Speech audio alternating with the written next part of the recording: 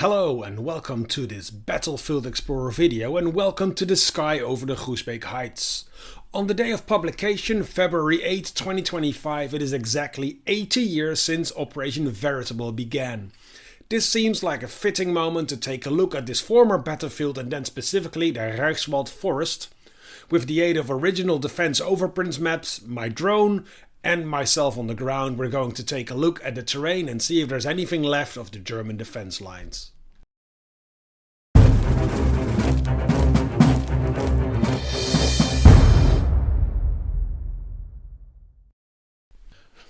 The goal of Operation Veritable was to clear the west bank of the Rhine between Nijmegen and Wesel in preparation for a massive crossing of the river. This meant going through the Reichswald forest, and in this video we're going to take a look at some of the sites where the 53rd Welsh Division was involved. For this video I brought along my drone and I hope to film on a crisp and sunny day as close to February 8 as possible. Unfortunately, when I turned up to film, the weather gods were not on my side, which in a way is fitting because they deserted the Allies during Operation Veritable too.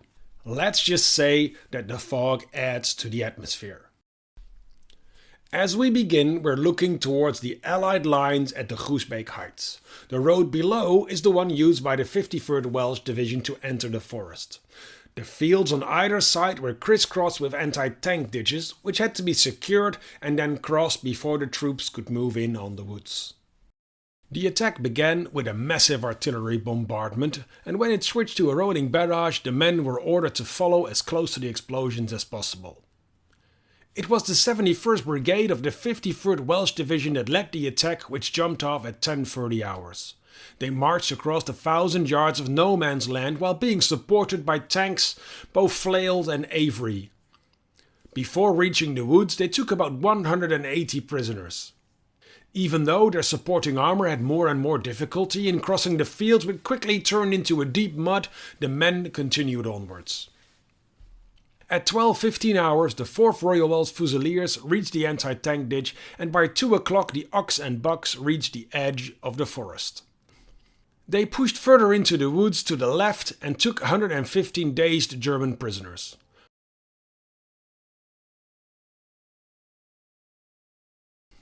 According to the war diary, enemy resistance was practically non-existent, and once into the Reichswald it ceased altogether, and the two battalions advanced to their final objectives strictly according to their timetable. After having explored a bit of the outpost line, I went deeper into the forest to see what else was there to see. I didn't have very far to go before I walked off one map and onto another, and there on a hill was another short section of the trenches that survived to this day. These were even easier to see than the first line we explored.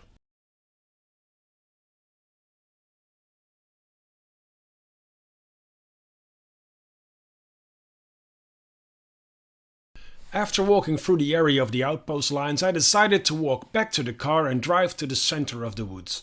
This is where the main Siegfried line was located. The 53rd Welsh, or 160th Brigade to be precise, arrived at the road where I parked my car on the 11th of February. It took them 3 days to cover roughly 3.5 kilometers through the woods. The enemy were the weather, the mud and the Germans, in that order. By now, the Germans had awakened to their peril and were sending reinforcements to stop the Allies breaking through. For the Allies, with the main Siegfried line ahead of them, it became even more important to push through the woods and into the open ground. The trench line that you see here was taken by the Monmouthshire Regiment on the 12th of February when they attacked through their last stretch of the woods. Later that day they reached the eastern end of the Reichswald.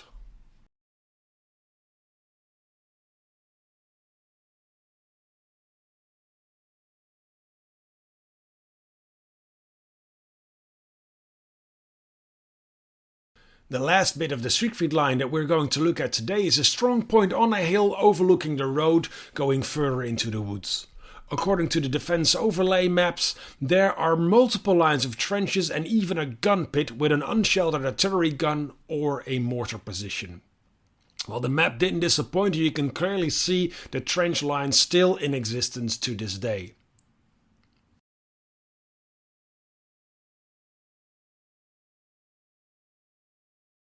Even the gun position had survived, and it still is a deep pit 80 years on. It was good fortune for the Allies that the positions were held by a weak division that didn't have enough troops to properly man each position. Still, it took the Allies until the 14th of February to break out of the Reichswald and onto the plains.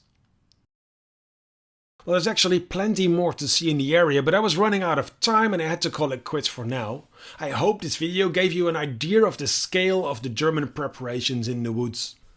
Thank you very much for watching. I hope you enjoyed this video. If you did, please like and subscribe, and I will see you on the battlefields.